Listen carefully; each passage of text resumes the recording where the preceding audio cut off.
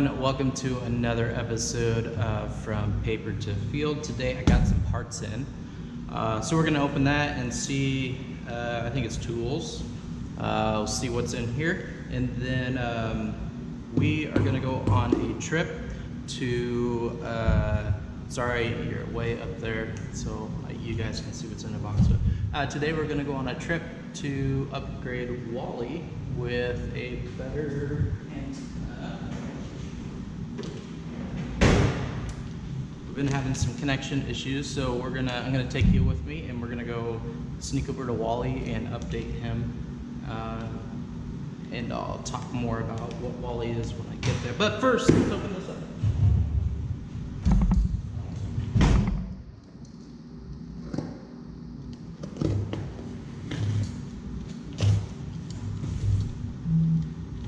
Always cut away from yourself. Safety first. I've watched other unboxing videos where people have like a big Bowie knife and they're like cutting towards themselves and all kinds of crazy stuff like that. Sweet. All right, super excited to get this. It's gonna make soldering much easier. It'll go on to this guy right here. And we'll do that in just a second. More parts. Parts are awesome. SD card, yay. More parts. Parts. It's cool. These are sweet. These are 2.8-inch touch screens that I'm going to play with eventually. So hopefully this will eventually become the interface rather than having buttons and stuff. It'll just be a, wow, that looks kind of scratched up. Hopefully it's just the, yeah, it's just the film. But anyways, it's a touch screen, just like a phone or whatever. And we'll have buttons and stuff so you can set up, program, and look at stuff. But yeah, that's for the future. So a little sneak peek of what Dolly and WaLI and whoever E comes next will look like and what it'll use. Hopefully. I gotta figure it out. Gotta work it. So cool. More parts. Love it. Got two screens. Because I like to break stuff. So better to have two. Okay, this bad boy.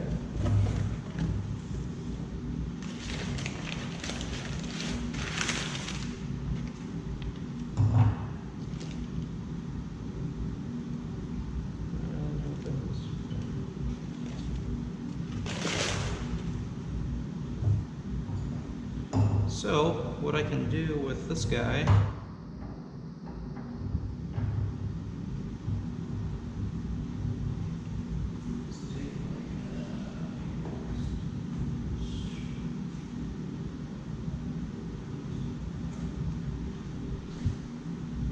Alright, I need to pay attention, make sure you guys can see it. Okay, so what I can do with this guy is open its way up so that this thing will fit in here.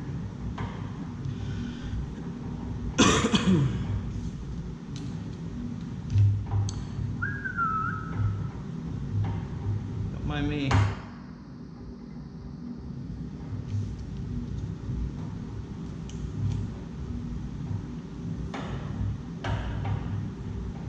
Okay, this is just an example, but so it's a vise to hold boards to make it easier to solder with. I did some soldering with the, I hope I say this right, it's a Hakko, or Hakio, what model is it? It's a FX888D soldering iron. It's really nice, I like it. Let me show you. Maybe here, hang on. Skip this part a little stir.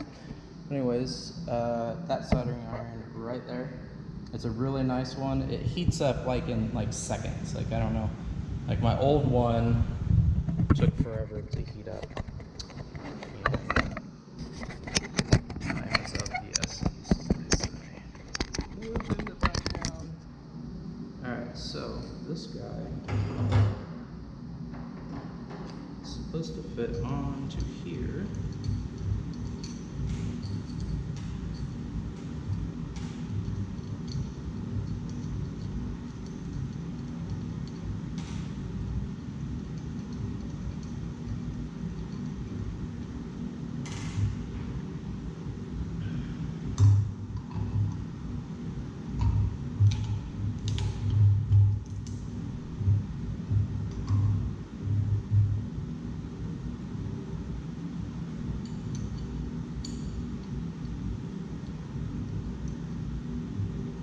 Is that how I want it, or do I want it like that? I think it doesn't really matter because I can move this around. So yeah, we'll do that. Screws back in.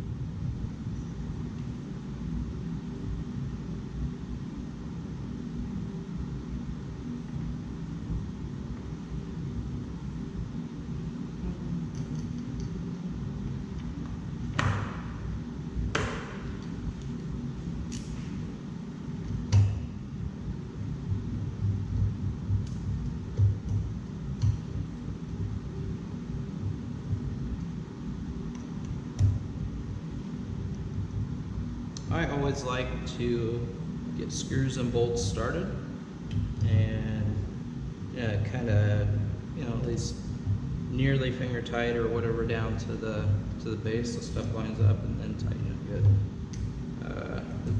I have stripped out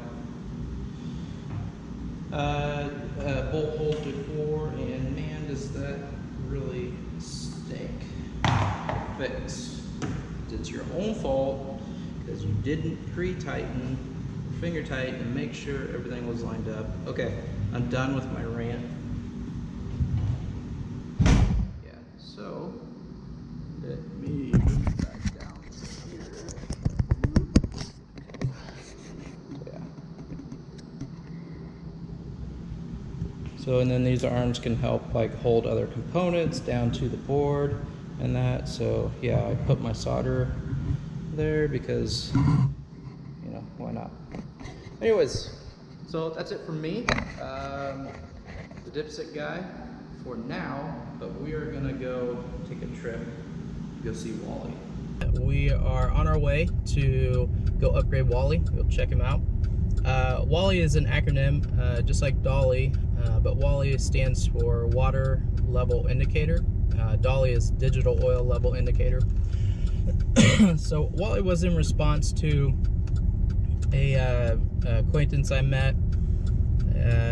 He has a large diameter bored well, which is a little bit more shallow than like a casing well, and in the summertime it'll get low and may even go empty. And the only way he can ever know that it's empty is when he turns on his faucet and there's no water coming out, or he has to check it once a week, or depending on the rainfall that we received or he received, anyways, and then go out and measure it if it's been dry to make sure that it's not too low, and then obviously top it off. This is pretty common in rural areas, which is where we're going, and you just bring a tanker in and they dump the water down into the well. So that was in response to that. So he also is a big data guy. He's involved with some Internet of Things stuff with his company. So we was able to transmit data via email of the water level each day. So and and we're gonna work with him some more on integrating some of this data into his company's software stuff. And then we also can send text message alerts through the Wi-Fi. It's a bit of a length from his house, so the trouble that I've been having lately is getting a good signal from their Wi-Fi to connect and everything. So I got a better antenna, at least I'm hoping it's better, and we're gonna install it, and hopefully that works a little more efficiently. Let me merge.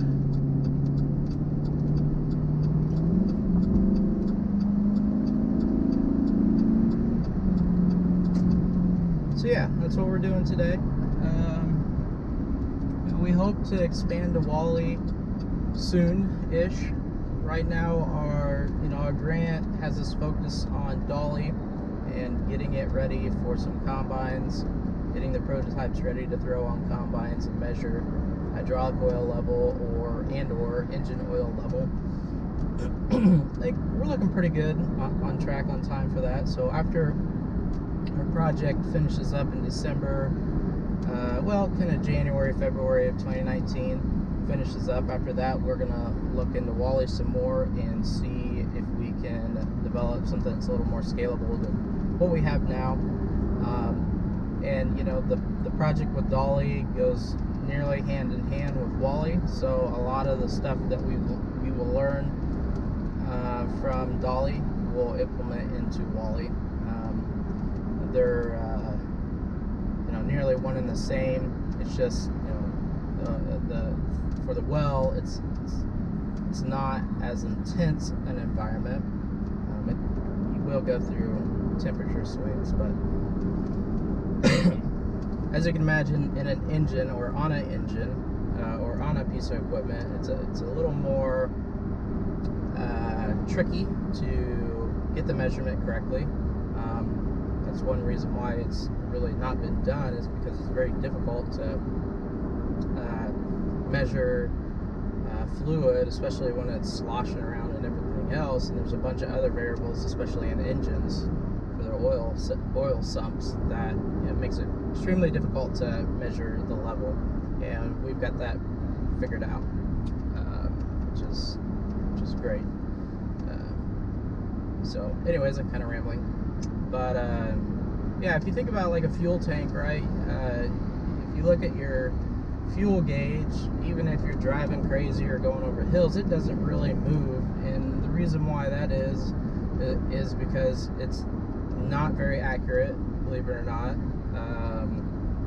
It's close enough, but to take any data from it, like what we're gonna do, we're gonna have oil consumption and some trend lines and oil behavior and health and stuff like that. You got to have a little more finely tuned instrument, and so it's very difficult to measure that level with the traditional mechanical floats or reed switches. I've gotten some comments before on like, well, modern cars show level. What's your difference between them and you? And the reality of it is they don't have necessarily a level indicator. They have a low level indicator, which will be much like just like a float switch or a reed switch, and just warn you when level has reached a certain low point. So we're gonna be able to measure it from full to add the full pan, the full volume of whatever's in the tank, and throw some data on the cloud for people. And that's where we were kind of set apart. But anyways, I'm still rambling, even though I said I'd stop rambling a little bit. Okay, this is WaLI. This is the antenna I need to change.